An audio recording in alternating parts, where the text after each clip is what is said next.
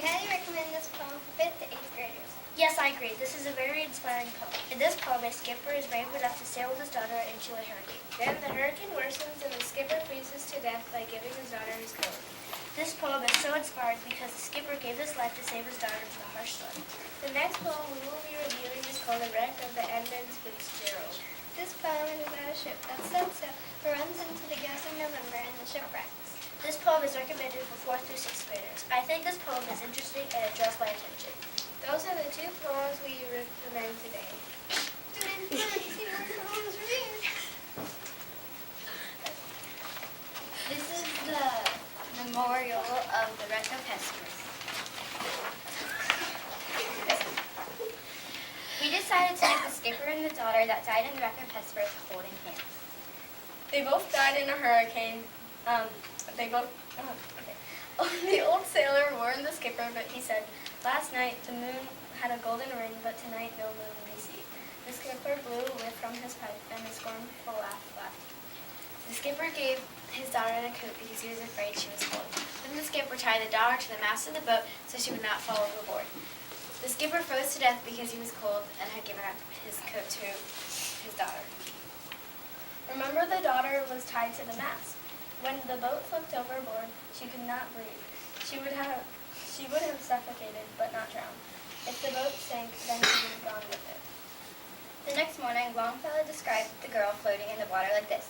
The salt sea was frozen on her chest, the salt tears in her eyes, and he saw her hair like the brown seaweed on the billows falling dry. We put it by the harbor because they both died at sea. Felt very strongly that they should be together because they both died in the hurricane. And this is the memorial of the skipper and his daughter, and that's a boat that is like the one that sank, and it's a stormy day.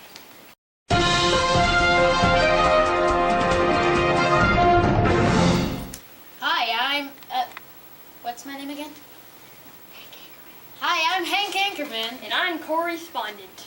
And this is the Recton News. So Hank, today we are talking about the wreck of the Hesperus. Oh yes, but don't forget about the wreck of the Edmund Fitzgerald. Everyone is buzzing about all those wrecks.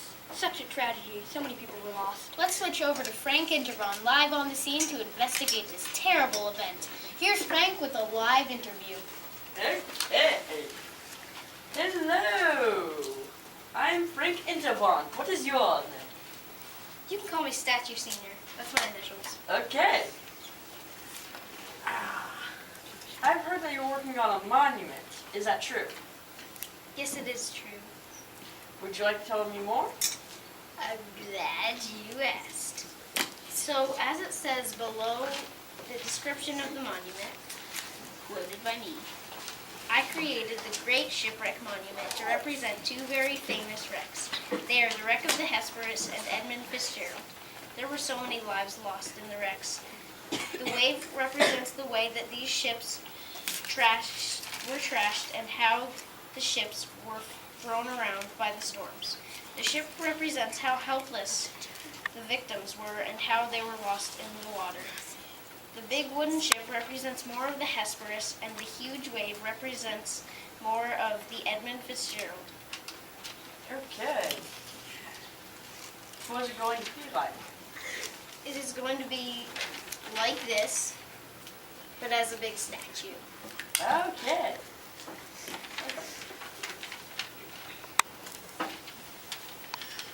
What is your name again? I mean, not Statue Senior, like your full extended name. It is Stephen Thomas Allison with Ulysses Edmund Sr. Okay. Very long name. Whoa. Yes, it is. Now, back to you.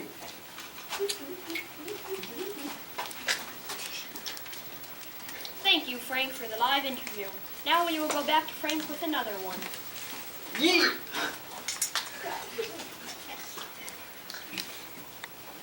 Hello, I am Frank Intervaron. Okay. How's it going? Good. And your name is, I'm very warm. okay. I've heard that when you were fishing, you found someone lost on Norman's Woes, rocks. What did they look like? The girl. Was it a girl? Yeah, Okay. just tied to the mast of the ship. Tied to a massive ship. Did you happen to see the rest of the ship? No. Okay. No, I did not. Could you describe what she looked like in more detail? Right. No.